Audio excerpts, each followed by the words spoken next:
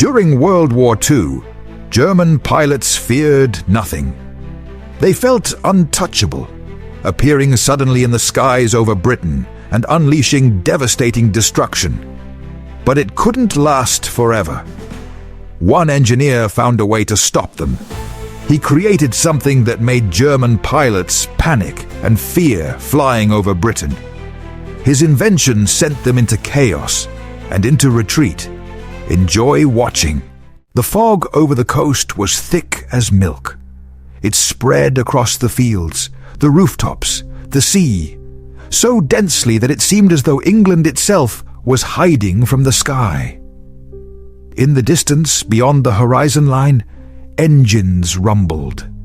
Nothing was visible, only that low rising sound, animalistic, cold, foreboding death. On the Cape, where the wind tore at wires and the air smelled of salt, stood an old van, converted into a laboratory. Inside, lamps flickered, coils crackled, and a man with tired eyes listened to the world. Robert Watson Watt. Not a soldier, not a pilot, but an engineer who believed that everything had a frequency, even chaos. He removed his headphones and looked at the graph. Noise, crackles, waves, lines, like the heartbeat of the earth. He listened not to the sounds, but to their shadows, to what was hidden between the bursts.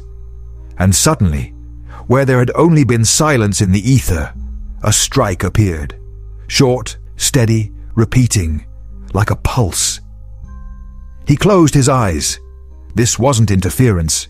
Something was moving, something metallic, large, foreign. He knew, out there above the sea, planes were flying. He heard them through the airwaves. But back then, on that night, no one would have believed that a man could see the enemy not with eyes, but with radio waves. He stepped out of the van. The sea rumbled. There was nothing in the sky but fog and fear. And he smiled, because for the first time in history, someone had heard the air. Almost 2 years later, that very sound, invisible, electric, would save Britain from destruction. But now, it was 1935. They called him a madman, rejected his ideas, and considered his equipment a toy. He returned to the panel, flipped a switch. The hissing grew louder. The lines on the screen trembled like the pulse of a living creature. And he whispered to himself, "If a wave can return, then the world can be seen through the fog." In that moment, something was born that would change the entire 20th century. No one heard that click. No one knew that right then, in a small van by the sea, a new era was beginning. An era where, for the first time, humankind learned to foresee death. 1940. Britain stands alone. France has fallen. Europe is burning. Beyond the English Channel, not just an enemy, but a storm of metal and fire. Every morning begins with the dull roar of engines every night, with sirens that tear through dreams. London sleeps in basements. Children learn to tell the difference between the whistle of a bomb and the wind. Fog, rain, and fear, the three colors of that year. On the coast, helpless batteries of searchlights scanning the sky for an enemy that cannot be seen. Pilots take off almost blind, navigating by the stars, like in ancient times. And the enemy, precise, organized, mechanical. The Luftwaffe flies in waves, and each wave brings the end closer. Newspapers write of bravery, but in the depths of Britain's basements, silence reigns, the silence of despair. War has become a shadow, and no one knows how to fight what cannot be seen. It was then, at a military council, that someone uttered a phrase that sounded almost like a sentence. "We don't see them until they're already here."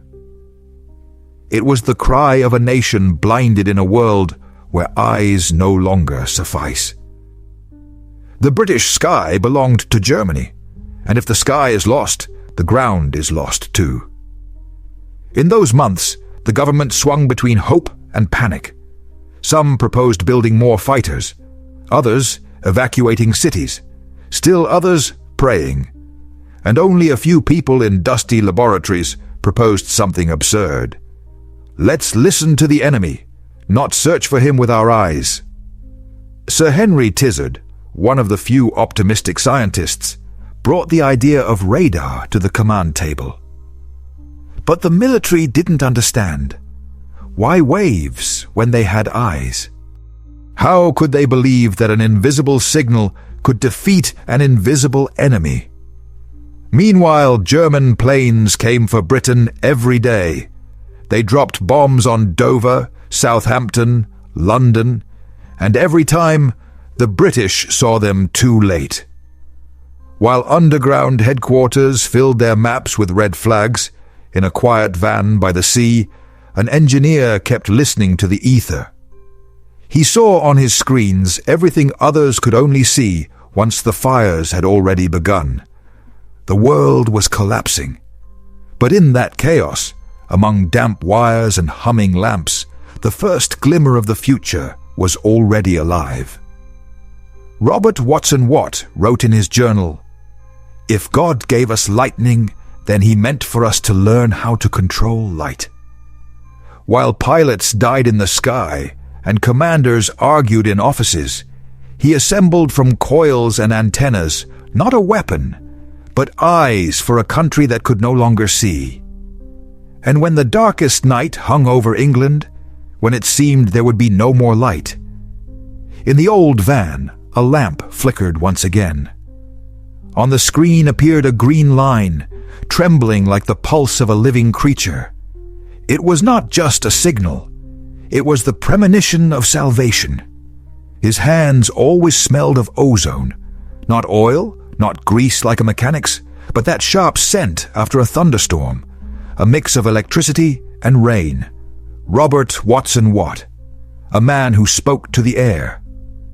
When others heard thunder, he heard data. When others saw lightning, he saw frequency. He wasn't born in London, but in a small Scottish town where the sky is always low and the wind knows all the sea's secrets.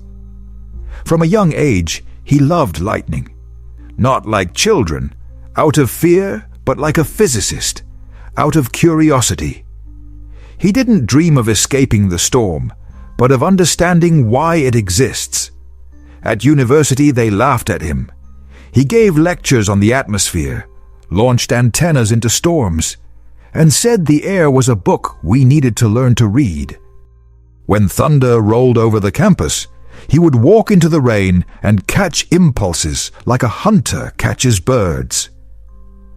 "If we learn to measure a storm, we'll learn to measure everything," he said. That passion led him to work at the British Meteorological Service. He didn't build weapons. He built instruments to study the weather. Radar was born not out of military hatred, but out of love for the sky. When war began to approach, he was summoned to the ministry. Officers in uniform, stern faces, the smell of cigars and anxiety. They wanted him to find a way to protect cities from air raids, but all his proposals seemed insane. "We can't shoot what we can't see. Then we must learn to see the invisible." "And how will you do that, Mr. Watson? With a radio receiver?" Mockery, a short laugh, and then silence. He didn't argue. He simply asked, "Give me a week and some metal." In those years, his lab looked more like a shed. Old lamps, coils, wires, a dozen people who believed more in coffee than in miracles. But inside that chaos, he felt rhythm. Every sound, every crackle in the ether was for him a note in a new symphony. A symphony of the visible invisible. He didn't look like a hero. No uniform, no medals, glasses constantly fogged by the soldering iron. But when he turned on his transmitter, the whole room fell silent. Hissing, echoes, crackles, and suddenly, a reflection. The wave returned, as if the air itself said, "I heard you." To him, it was a miracle. To others, a joke. The officers laughed again. "If your device hears a plane, we'll build you a monument." And he quietly replied, "You won't have time. Monuments are built for those who were too late." He didn't dream of fame. He simply wanted to prove that a storm is not the wrath of the sky, but a dialogue humanity must learn to understand. When he walked home in the evening, he was accompanied by the wail of sirens, fog, and the rare sound of engines. He knew the planes would come again soon. But deep inside he already saw them, not with eyes, but with mind. His head boiled with ideas: how to send a wave, how to catch a reflection, how to turn air into a mirror. He wasn't a warrior, but a blind watchmaker assembling vision from noise. His colleagues said, "You're too much of a dreamer, Robert. You want the air to tell you stories." And he replied, "One day those stories will save thousands of lives." And a few years later, when thousands of planes rise over the English Channel and the whole world waits for the end, his stories will become the saving light on a radar screen.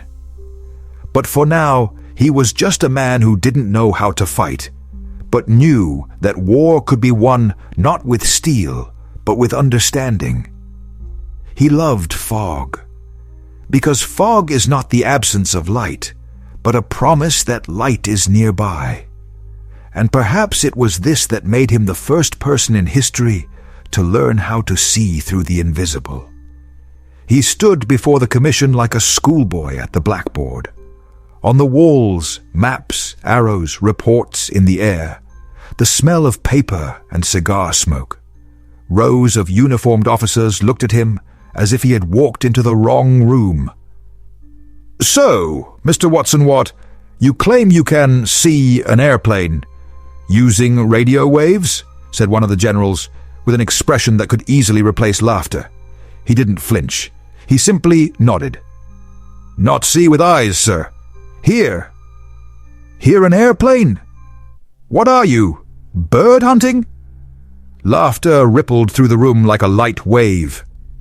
He stood motionless, but inside his head, where formulas and frequencies were already humming, the laughter sounded like interference, something that could one day be eliminated. He explained how a radio wave could reflect off metal, how the time of its return could be measured, and how that could be used to calculate the distance to a target. Simple physics. But to the military, it sounded like mysticism. "You want us to believe you'll know in advance when the Germans are coming?" "Not believe, sir. Test." He asked, "Give me a plane and a transmitter." They agreed to have a laugh. The test was scheduled for a damp morning somewhere in the hills north of London. The wind drove grey fog across the ground, and on the site stood a van where lamps hissed and coils hummed. In the sky, nothing. Only clouds like wisps of smoke. He switched on the device. On the screen, a line, flat as silence. A plane flew past. The officers were already beginning to joke, but suddenly a flash ran across the screen. A small spike. One fluctuation. Then a second. He pointed to the oscilloscope. There it is. The metal fuselage reflects the wave. "That's a coincidence," someone muttered. "Coincidences don't happen 3 times, sir." A minute later, the signal repeated. And again. Before everyone's eyes, the air began to give answers. Silence. Someone lowered a folder. Someone slowly removed his cap. "It works?" "It sees, sir." But victory brought no relief. While the engineers applauded, he understood. A new war lay ahead. Not with the Germans, but with misunderstanding. His laboratories were given funding, but with a note. Experimental project, not a priority. To the government, he was an eccentric. To the army, a strange dreamer. And only a few scientists saw that he had opened the door to the future. Every day he returned to his van, lit the lamps, and listened to the ether. Those signals became his breath. He knew that within them lay the key to salvation, but time was working against him. Germany was already testing new bombers. Footsteps thundered across Europe. British generals wrote reports on technical achievements. But no one understood that while they argued, a storm was gathering overhead. Sometimes at night he sat by the window, and in the distance heard planes rumbling over the sea. He imagined how they could be seen, not with eyes, not with searchlights, but on a screen in green lines and whispers of light. He wrote in his journal, "They laugh because they don't hear, but soon the whole world will listen with me. Every antenna, every copper wire, every pulse of electricity was like a prayer, a listening for what did not yet exist. And while London fell asleep in anxiety, he soldered wires, reconfigured coils, and told himself, 'I'm not inventing a weapon. I'm teaching humanity to see the dark.' He didn't yet know that within a year, that darkness would engulf his country, and his mad idea would become Britain's only vision." Morning, February 1935. The grey sky over Kent hangs low. The wind throws salty moisture straight into the face. On a bare field, a small van, an antenna, coils, a few exhausted engineers in coats, and one man stubbornly staring at a screen. Where, for now, there is nothing but silence. Robert Watson Watt had once again done the impossible. He convinced the ministry to give him a plane for testing. Ridiculous, really, sending a fighter just to check whether a radio wave could hear it. But he insisted. He couldn't prove it with words, only with a signal. They set up the equipment. 2 massive masts stretching into the sky, like the skeletons of giants. Wires tremble in the wind, lamps warm up. Inside the van, it smells of ozone, sweat, and coffee. One of the technicians nervously checks his watch. "The plane took off 10 minutes ago, sir." "Good. Monitor the 6.6 meter frequency. Don't breathe too loudly." The wind howls, the antenna sings.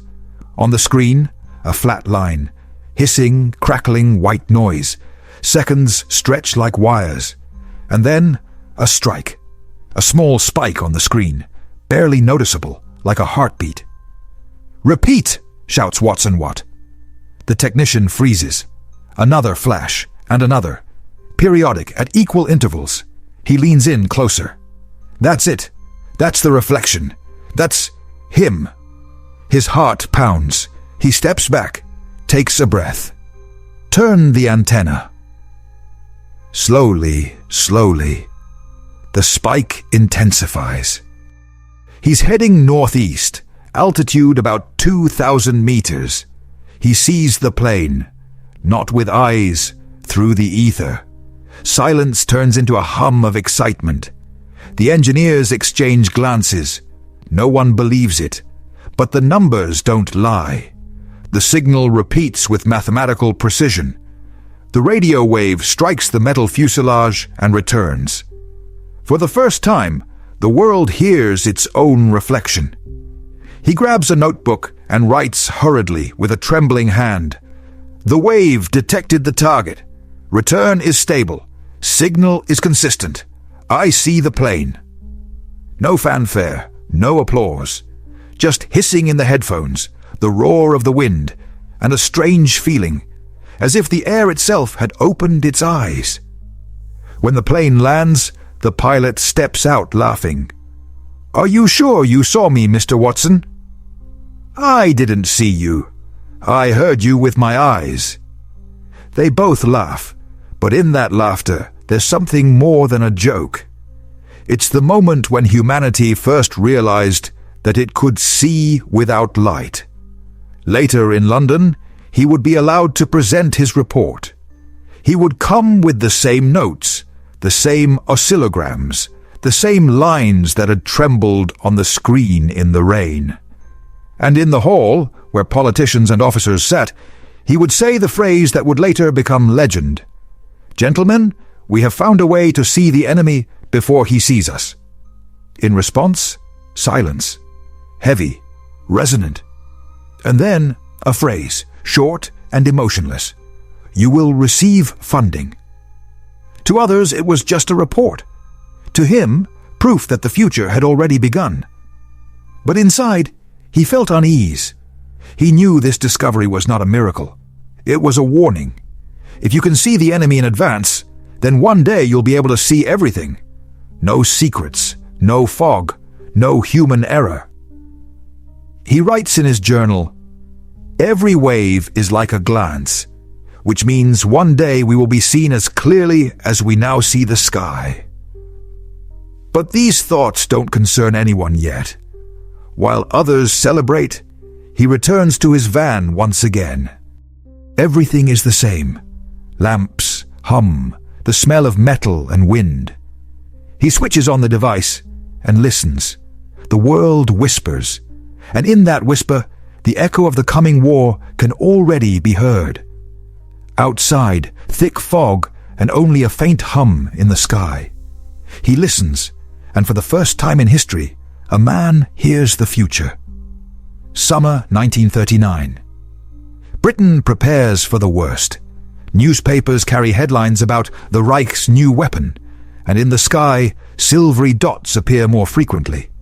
On the coast of Kent, strange towers begin to rise. Tall, thin, with metal frames, like the skeletons of giants staring into the sky. Local farmers whisper, "Have the Germans already started building?" But it's not the enemy. It's Chain Home, the world's first network of radar stations, the brainchild of Robert Watson Watt. Steel fingers probing the air, silent, cold, but all-seeing. On each tower, antennas, cables, instruments, and below, in wooden huts, young women sit with headphones, watching green screens where lines tremble. Each flash, someone's breath, each spike, the shadow of a plane still too far away to be seen. People once looked up to search for the enemy. Now the enemy appeared on the screen before it appeared in the sky. Technology born from storm and lightning had grown into eyes that could see through night and clouds. It was a moment when science outpaced instinct. At RAF headquarters, they didn't know at first what to do with it. They placed flags on maps and didn't believe that the green lines on the screen actually meant aircraft. But then, in July, a German bomber got lost over the English Channel and entered the Chain Home zone. It was detected long before it reached British airspace. Fighters were scrambled in advance and shot it down over the sea. It was the first captured signal, the first battle won not with eyes, but with logic. In London, military officers and scientists gathered. Reports, diagrams, photographs lay on a long table. One officer, staring at a document, muttered, "We knew they were coming, in advance." Watson Watt looked up. "That's the goal, sir, to see the storm before it strikes." From that day, his project was no longer experimental. He was given a budget, his engineers, ranks and towers began to rise along the coast like a new great wall, built not of stone, but of frequencies. Every morning he drove to the construction sites. Fog, rain, wet clee, men in boots dragging cables knee-deep in mud. He wasn't a commander, he was a conductor, an orchestra of antennas and waves. And when he returned to the lab in the evening, switched on one of the stations, and heard the air breathing, he knew they were on time. Then came September. War began, and for the first time in human history, a country met the enemy with a weapon that didn't fire. When the first German planes crossed the Channel, Spitfire pilots were already in the sky. Fighters didn't fly blindly. They were guided by voices from underground rooms, where girls in headphones shouted into microphones, "Target! 27 kilometers! Moving northwest!" Bullets hadn't yet flown, but the war was already underway. In the ether, between antennas, within invisible frequencies, where each wave decided who would survive today. Watson Watt stood in headquarters, watching lamps light up one after another. Kent, 20 targets observed. Essex, 30. Sussex, 10. The world became transparent for the first time. Secrecy vanished, and in that transparency, salvation. That evening, when German planes turned back, no one yet knew it was the Luftwaffe's first failure. While Hitler shouted about invincibility, in small wooden huts, British operators marked lines on screens, and each one was a victory without fanfare. The next morning, newspapers wrote, "German planes again failed to reach London." And beneath that, not a word about radar. The secret had to remain hidden, but Watson Watt knew. He sat on the shore, breathed in the cold air, and watched the antennas turn toward the sky.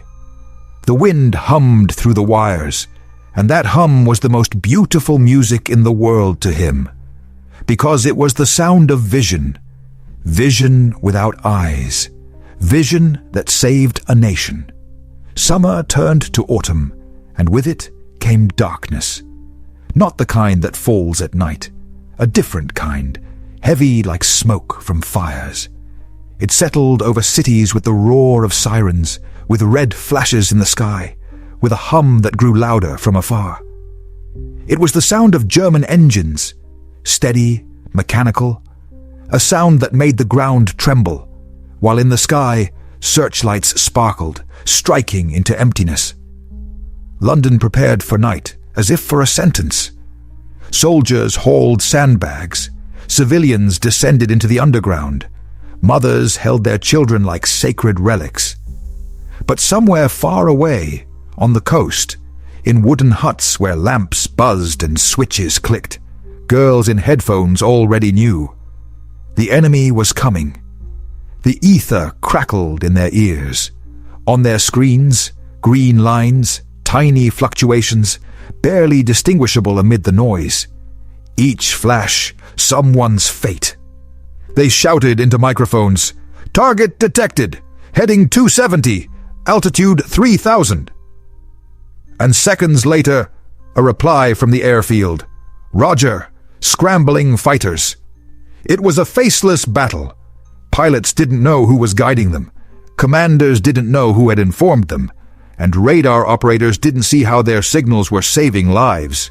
Communication flowed through the ether, through a network of invisible voices, where everything depended on seconds and trust.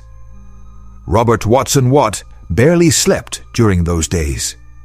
He sat in headquarters, listening to reports, and when the hum in the sky faded, he was always the first to ask how many returned. And he always waited too long for the answer. His invention worked flawlessly. It saved cities, but at the same time, he felt a strange unease. He understood that his creation didn't just see the enemy, it saw everything. It erased the boundary between knowledge and secrecy. And where secrecy disappears, peace disappears too. But there was no time for philosophy. Each day, the sky became a chessboard, and each day, it was his antennas that forced the enemy to make the wrong move. The Germans didn't understand why the British always scrambled fighters in time. They changed routes, altitude, even radio frequencies. But it was useless. Britain could already see everything. They called it British intuition. But it wasn't intuition. It was radar. And the more it worked, the greater the need to keep it secret. Everyone connected to the project was forbidden to speak. Even to friends, even to family, even to children. Chain Home became an invisible wall, and no one was to know that this wall existed. While London burned, newspapers wrote about courage, about pilots, about Churchill, but not about those who saw the enemy 100 kilometers away. Watson Watt's name was nowhere to be heard. He was a shadow among shadows, and perhaps that's what saved him. One night, when the raids were especially brutal, he stood by the window of headquarters. Through smoke and fire, he saw the city ablaze, and yet in the distance, beyond the horizon, on towers along the coast, the lights of his antennas still blinked. They hummed, they worked, and in their steady pulse, he heard life. He understood. Silence is victory. If no one knows about it, then it worked. If people sleep unaware they're being saved, then they truly were saved. He wrote in his notebook, "A hero is someone who doesn't appear on the screen." The next morning, the pilots returned, tired, scorched, but alive. And none of them knew that somewhere in a wooden hut by the sea sat a man who had turned the air into a shield. Britain endured. But Watson Watt knew this was only the beginning. As long as his towers whispered to the wind, he could still hear the hum of the approaching storm. And if one day the sky turns dark again, he already knows where to find the enemy, in the noise that foretells death. November 1940. The fog over the coast was so thick, it seemed the sea itself had decided to become a wall. Radar antennas stretched into that milky sky, as if trying to feel for the sun, but the air was dead. No signal, no echo, not even the usual hum. In the Chain Home headquarters, the air smelled of burnt-out lamps and coffee. Operators tapped at their consoles, engineers rushed between instruments, and Robert Watson Watt sat, staring at a screen where, instead of green flashes, only a trembling flat line remained. "Why the silence?" he asked. "Humidity's too high, sir. The atmosphere is damping the signal." "How long until the next cycle?" 30 minutes, sir." 30 minutes. An eternity if the enemy is already in the air. And the enemy was. The Germans had long noticed that the British somehow predicted their raids. They didn't know about radar, but they suspected that somewhere along the coast there was a watching network. And now, with storm and fog muffling the radio waves, they decided to strike. More than 200 bombers took to the air. They flew low, quietly, and passed through the fog like a knife through butter. On the radars, silence. Not a single reflection, only background noise. When the first explosions thundered over London, the headquarters still hoped it was a malfunction. But the sound was too clear.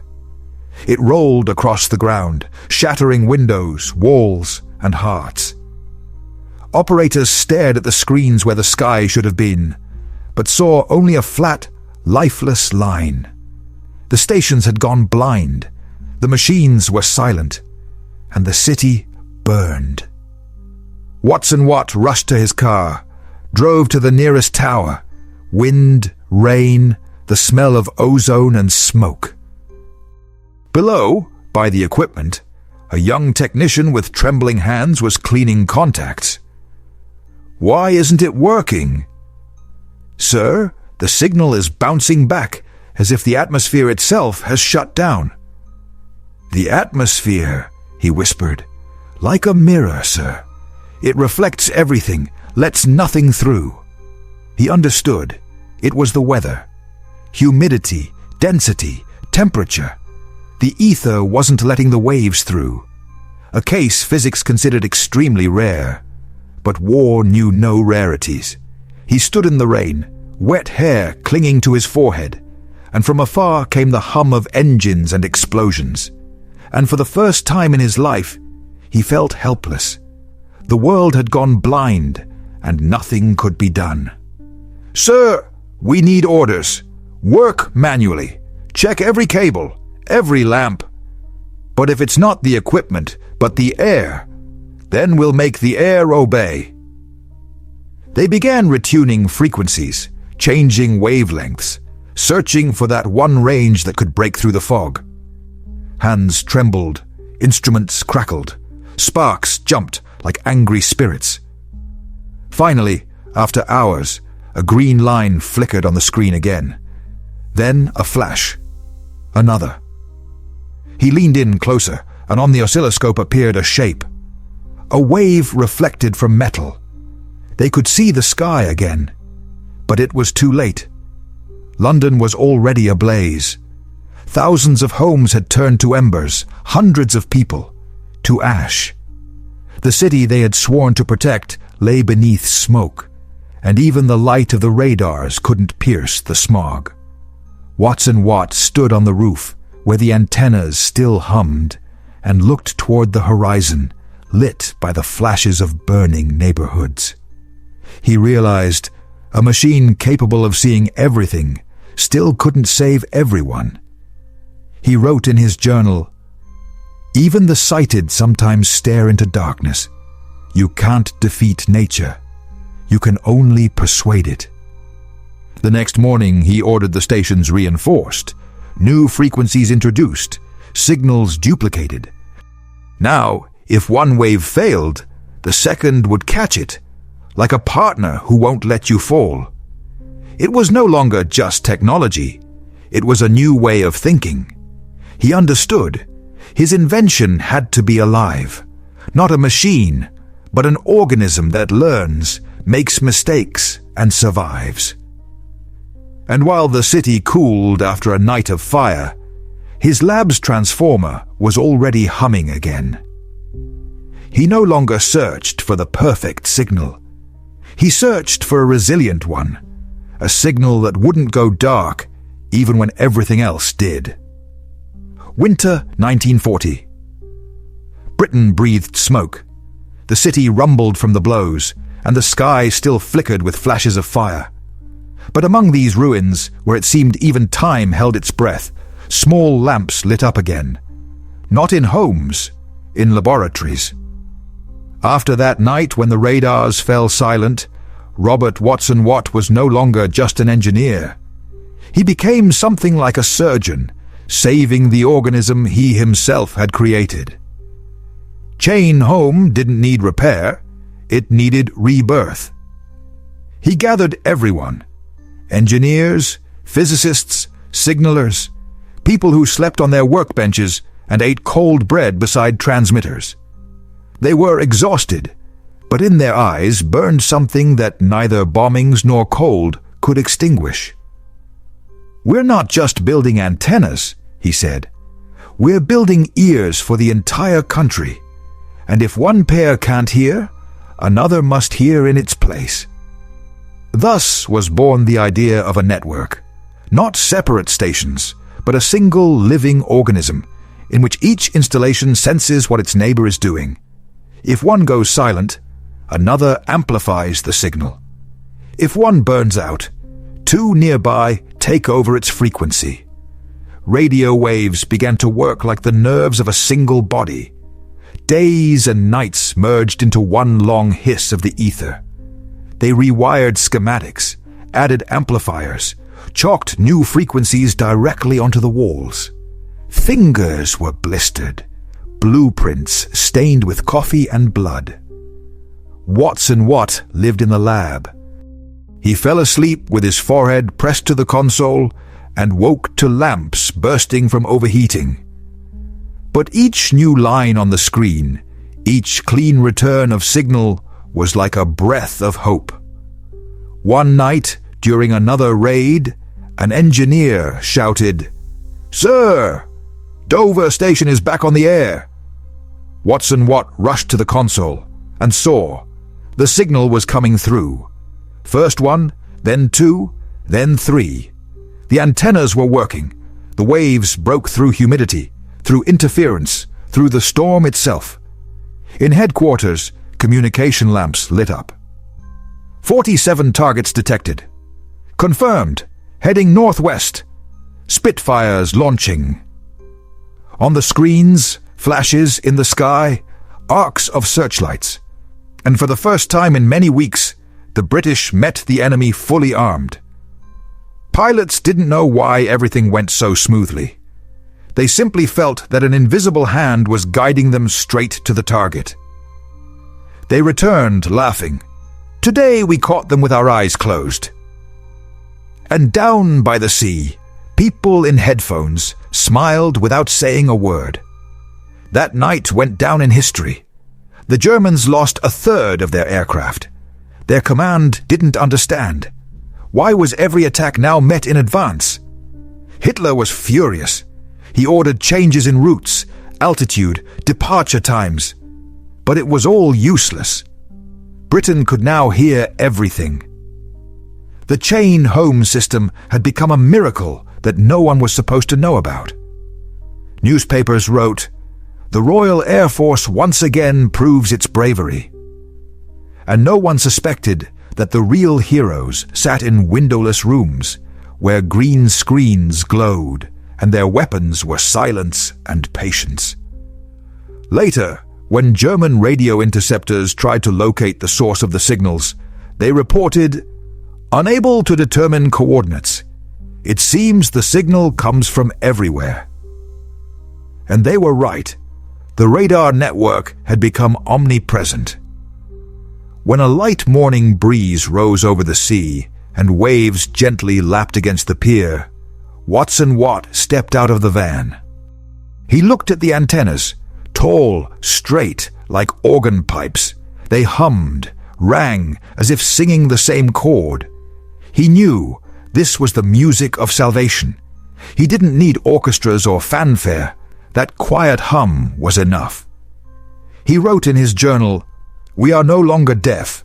Britain has gained hearing, and that means she lives again." And that night, when London finally slept without sirens, somewhere along the coast's tiny antenna, lights continued to blink. Invisible guardians of the sky, eyes no one saw, but which saw everyone. Spring 1941. London breathes unevenly, but it breathes. Those who just yesterday slept in the underground now walk the streets. Children play in the courtyards again, women open their shutters, and men returning from the front look at the sky without fear.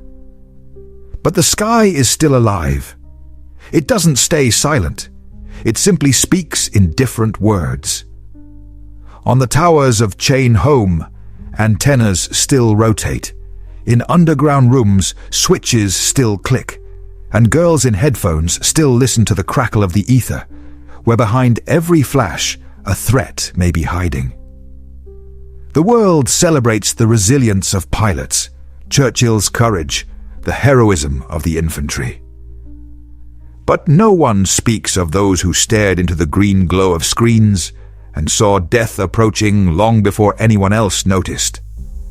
The Battle of Britain is over, but its true soldiers never left their rooms. They still sit there, in headphones with pencils, drawing lines on maps and listening to how the air breathes. Watson Watt could have gone home again, but home had become too quiet for him. He was used to the hum of transformers, the smell of ozone and burnt-out lamps, the pulse of machines that had replaced his heart. He drove along the coast, stopped at towers, watched antennas spin in the wind. People bowed to him, but didn't know who he was. To them, he was just some engineer. Sometimes he stopped in villages where radars stood right behind vegetable gardens. Old women hung laundry between antennas. Children kicked balls in the shadow of technologies that had changed the course of the war. He smiled. That was Britain's strength. No one understood exactly how they had endured, and that's precisely why they endured. Meanwhile, at RAF headquarters, they were already discussing the future. Radar was no longer just an experiment. Now it was the Empire's shield. New stations stretched from Scotland to Wales, covering the country with a network like a metallic web. But with each new tower, tension grew. The military demanded precision, politicians, reports, scientists, time.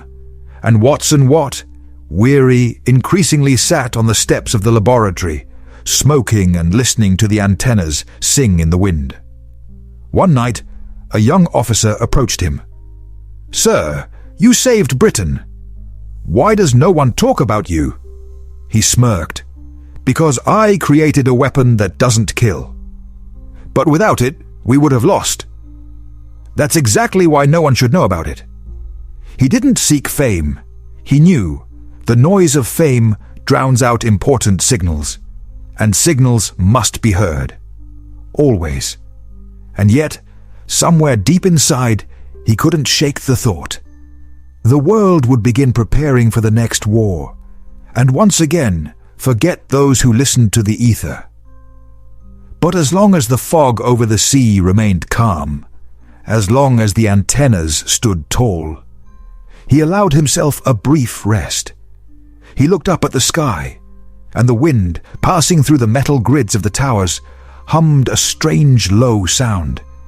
It was like a song without words, but in every vibration, life. He closed his eyes and heard what it had all been for. Silence. The very silence he had worked for. Silence between sirens. Silence between wars. And somewhere far away, in the crackling ether, for a moment, a familiar wave flickered again. A signal, like a whisper. As if the sky itself said, "I see." 1945. The world finally exhaled. Berlin had fallen. The radio was silent, not from fear, but from exhaustion. Yet the air still rang, not with the roar of engines, but with the echo of frequencies scattered across the planet, like dust that could no longer be gathered back. Robert Watson Watt stood by the shattered window of the laboratory. The sea still roared in the distance. The antennas still turned with the wind, only now not in search of an enemy, but simply because it was their habitual breath. He knew the war was over, but something within him refused to rejoice. The world celebrated victory, and he heard only the empty ether, where voices had recently echoed, where each flash had meant someone's life. Now the screens were dark. The line no longer trembled. The machine that had seen everything wanted rest too, but rest did not come. On the horizon rose a new era, an era where people no longer had to look at the sky in terror, but where the entire sky had become transparent. The Americans had taken British developments, expanded the idea of radar for aviation, the Navy for civilian navigation. The same waves that once tracked bombers now guided planes home. What had been born of fear became a tool of safety. The old chain home towers began to be dismantled. The metal rusted, wires were coiled into spools, and yet it seemed the antennas themselves didn't want to leave, as if they still heard the world that owed them its life. In those years, Watson Watt traveled to universities giving lectures. Students stood and applauded, and he spoke quietly, almost in a whisper.